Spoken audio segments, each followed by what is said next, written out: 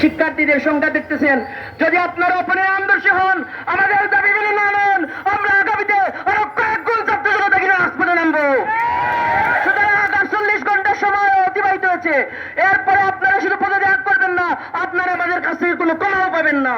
সুতরাং আবার বলে দিচ্ছি যে শিক্ষার্থী সমাজ বৈষম্য বিরোধী ছাত্র আন্দোলন করে 16 বছরের জগদ্দল পাথর ফেসি শেখ হাসিনাকে ক্ষমতা থেকে সরিয়েছে।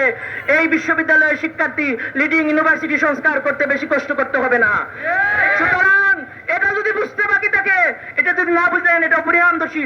সবশেষে আমরা বলতে চাই, আমাদের বিশ্ববিদ্যালয়ের সকল আমার বড় ভাই, আমার বড় বোন, অথবা আমাদের ডিপার্টমেন্টে আমাদের বিশ্ববিদ্যালয়ে যারা জুনিয়র আছেন, এই আন্দোলন আমাদের সংস্কারের জন্য, আমরা একটি সুন্দর বিশ্ববিদ্যালয় পাওয়ার জন্য।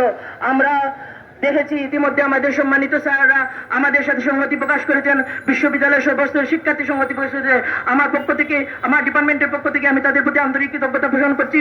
আর বলতে চাই, আগামীতে যে সকল কর্মসূচি হবে, আমরা যেন আমাদের সবটুকু ঢেলে দিয়ে এই কর্মসূচি বাস্তবায়নে যাতে আমরা সবে সচেষ্ট থাকি।